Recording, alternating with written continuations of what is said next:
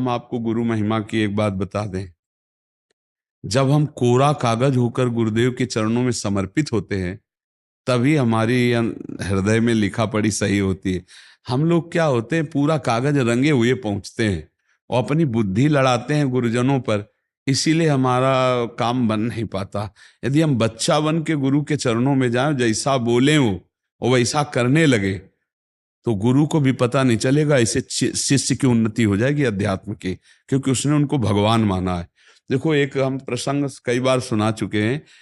एक उड़िया बाबा ने सुनाया था प्रसंग कि एक बंगाल के भगत के मन में आया कि मैं गुरु बनाऊं। तो एक प्रसिद्ध थे काली के उपासक, उनके पास गए और वो मदिरा पीते थे। वो जानते नहीं थे, वो मदिरा पिए हुए बैठे हुए थे। उन्होंने कहा, गुरुदेव, मैं आपको गुरु रूप से वरण करता हूं, मुझे मंत्र दे दो। तो शराब के नशे में लड़खड़ाते हुए मंत्र बोले, तो अशुद्ध मंत्र और अशुद्ध अवस्था। पर वो सीधा सरल भक्त भगवान मान के गुरु की छवि लेके पूजा में रख के और मंत्रानुष्ठान, अशुद्ध मंत्र। 1 साल ही हुआ कि मां भद्रकाली प्रकट हो गई, काली। और उनका बेटा, तेरा गुरु ढोंगी है। तो उनका, मां, पहली बात तो आप गुरु को ऐसा ना बोले, गुरु हमारे परब्रह्म है, आप ऐसा ना बोले। बोले, बेटा तो बहुत सरल है, जानता नहीं, वो शराब पीता है और जो मंत्र दिया ना वो अशुद्ध है। मां ने कहा। तो उनका, मां, अब तो और विश्वास आपकी बात पे नहीं रहा। अगर गुरु ने अशुद्ध मंत्र दिया होता तो तुम 1 साल में आ गई, कैसे आ गई?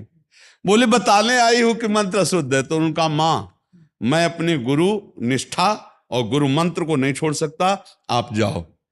तो उनका बेटा, मैं तुम्हारी गुरु भक्ति पे प्रसन्न हुई और आज से मेरे सिद्ध करने का मंत्र यही होगा जो अशुद्ध मंत्र। ऐसा गुरु भाव किया जाता है।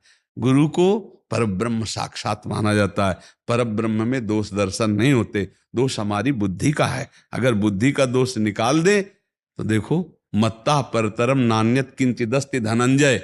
भगवान कह रहे मेरे सिवा कोई और है नहीं। फिर हम गुरु को दोष दर्शन में देखें, कहीं ना कहीं हमसे त्रुटि हो रही। हमें घोर पापी में भी भगवान देखना है, तो गुरु में भगवान देखने में क्या बात है? विचार करके देखिए। जब हम गुरु में भगवान देखते हैं तो अपना समर्पण करते हैं, और जब वो हमारे साथ उल्टा व्यवहार करते हैं और हम सह जाते हैं तो हमारा अहंकार नष्ट हो जाता है। वहीं वहीं रहकर उसको चोट पहुंचने दो अहंकार को, और अहंकार जब मिटिया मिट हो गया, तब कृपा उदय हुई। तब समझ में आया को हो साक्षात परब्रह्म गुरुदेव हैं। गुरुर् ब्रह्मा गुरुर्विष्णु गुरुदेव महेश्वरा, गुरु साक्षात परब्रह्म तस्मै श्री गुरु। गुरु में भगवान बुद्धि करना बहुत कठिन बात है। सबसे कठिन बात विश्व में, समझ लो, गुरु में परब्रह्म बुद्धि करना। और गुरु में परब्रह्म बुद्धि नहीं तो कुछ भी कर ले, अहंकार नष्ट नहीं होगा। यह खुली बात कह रहे। गुरु ही एक वो खिलाड़ी है जो हमारे अहंकार को मिटिया मेट कर दे सकते हैं, दूसरा नहीं, दूसरा नहीं। इसीलिए ध्यान मूलम गुरु मूर्ति, पूजा मूलम गुरु पदम, मंत्र मूलम गुरु वाक्य, मोक्ष मूलम।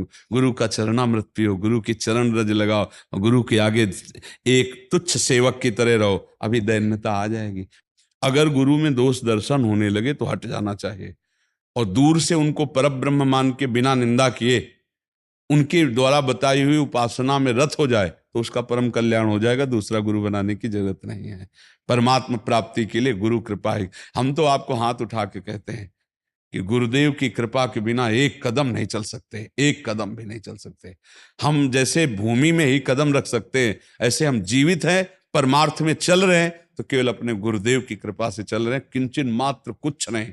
केवल वो ऐसे पकड़े हुए हैं तो हम चल रहे हैं, अगर वो ऐसे छोड़ दे तो धम्म से गिर जाए। गुरु कृपा ही केवल, हम गुरु कृपा है। वो दैन्यता गुरु कृपा से आती। महाराज जी, धन्य भाग है आपकी कि आप दैन्यता चाहते हैं। हाँ, परम कृपा है वैष्णव आचार्यों की। बस चुपचाप चलते रहिए, किसी की निंदा मत करना और किसी के दोष दर्शन मत करना। बस इसी से दैन्यता आ जाएगी। और दैन्यता में रोना आता है, जैसे अब आपका दैन्यता में रोना आता है कि मुझ जैसे अधम पर इतनी कृपा श्री कृष्ण की, महाप्रभु की, गुरु की, तो वो हृदय निर्मल होता चला जाता है। जब रुदन होता है ना प्रभु के, उसमें इससे ज्यादा और किसी तीर्थ में नहीं पवित्रता है जितनी रुदन में पवित्रता है। हाँ, रुदु सुश्रम राजन कृष्ण दर्शन लालसा।